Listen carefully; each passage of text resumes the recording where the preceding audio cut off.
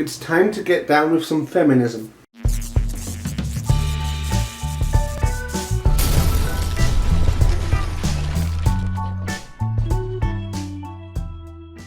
Right, so hello fellow humans and welcome to the Madhouse. I'm Josh and it's time for Coffee and a Chat. Actually, coffee, chat and chocolate covered flapjacks. I've been baking, so excuse the fact that I'm a bit messy. If you've been watching my channel for a long time, you might remember this video in which I talked about the reasons why I identify as a feminist. It wasn't the prettiest or the best video I've ever made, but I'm proud of it. Proud of the things I had to say in it, and I still believe them. I did get some interesting comments from anti-feminists. I don't know why they'd seek out a feminist video anyway. I'm not a big fan of Christian bigots. Not that all Christians are bigots, rather bigots who happen to be Christian. And I don't seek them out to start arguments. If they come to me, I will end them, but I'll never begin them. But anyway, they did have some valid points. Some of them not so much. They just called me a gender traitor, whatever that means. And because of that, I decided I'm going to do part 2 of reasons why I'm a feminist. So here goes. The first reason I'm a feminist is because 1 in 5 women will at some point in their lives be victims of a sex crime, be it of rape, sexual assault, various other things, which isn't right. But how are we tackling this? Harsher punishments for convicted rapists, certainly, but we also need to ensure that they don't happen at all. Some would suggest, we should just go into schools and teach our men that, rape is wrong. And that's right, you have to go into schools at a young age, not when people like bloody Nigel Farage decide that, at around age 16 there should be very heteronormative, very biblical sex education. Now, you have to go to children and teach them from a young age that consent is important, because when you go to primary schools, what's one way that boys have been taught is a way to show affection? To go and pull on a girl's hair that they like. A way that girls have been taught to show affection to boys is to go and pinch them. Now, those are fine with consent, and that's the point. We have to teach the importance of asking permission, waiting for the response, and finding out it's okay, and getting permission for each individual act. Treating all boys and all men as though they are rapists just getting out to jump someone is not practical, it's not right, it helps no one. Women can rape too, although that's another reason I'm a feminist as well. I'll get back to that later. Which is possible, but then not all boys will commit rape, and to teach them that, it only teaches them to feel ashamed of their own sexual desires, and then after repressing them for so long, they often boil to the surface, and it can in fact lead to the very thing that they were trying to avoid in the first place. So, no, what we need to do is change attitudes towards sex for men as well.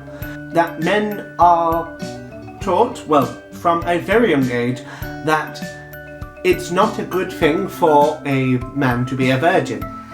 That he should try to have as much sex as possible. Now, maybe there is some truth in this, that men do enjoy sex more than women. I don't know, I'm not a biologist. But we need to help young people, men and boys, to realise before it gets to the point where they're trying to act on it, that there is nothing wrong with not having sex until you are ready.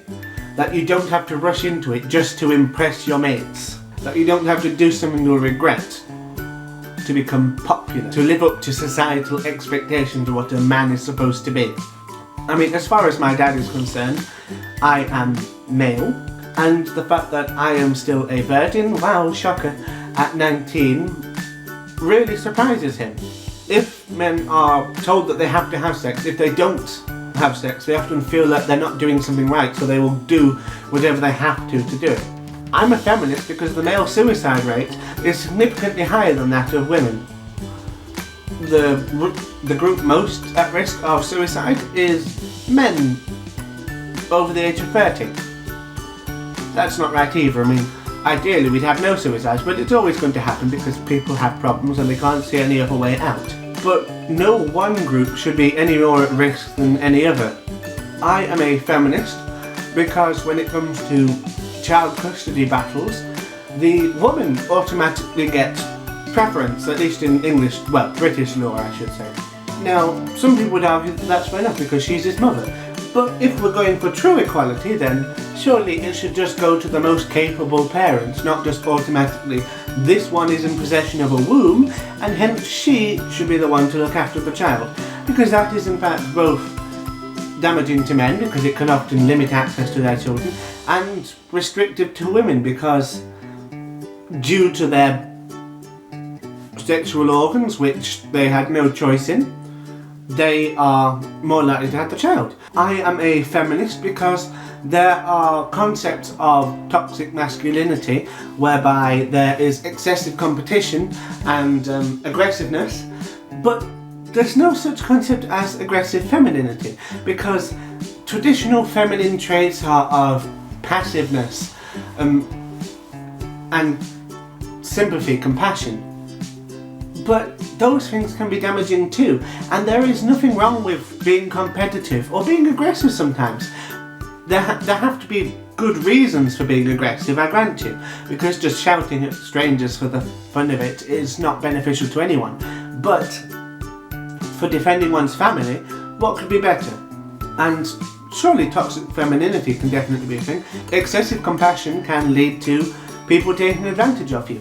I'm a feminist because feminism is not just about achieving equality for women, it is about achieving equality for all genders. For men, for women, for non-binary people, everybody.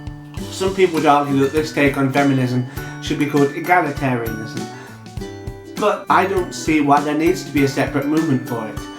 In order to free women from patriarchy, you have to free everyone else. We are at the stage of feminism where it simply won't work if we only focus on women's rights, because when it comes to the law, women have total equality. There are discrimination acts all over the place.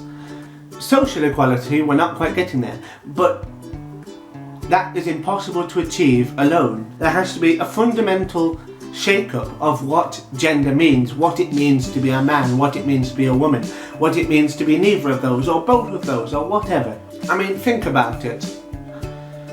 The worst possible insult you can give to a man, at least in English language, is a pussy or a sissy, or something else that takes away from his masculinity or perceived masculinity. There are positive and negative aspects to both masculinity and femininity, and neither one is inherently more superior than the other.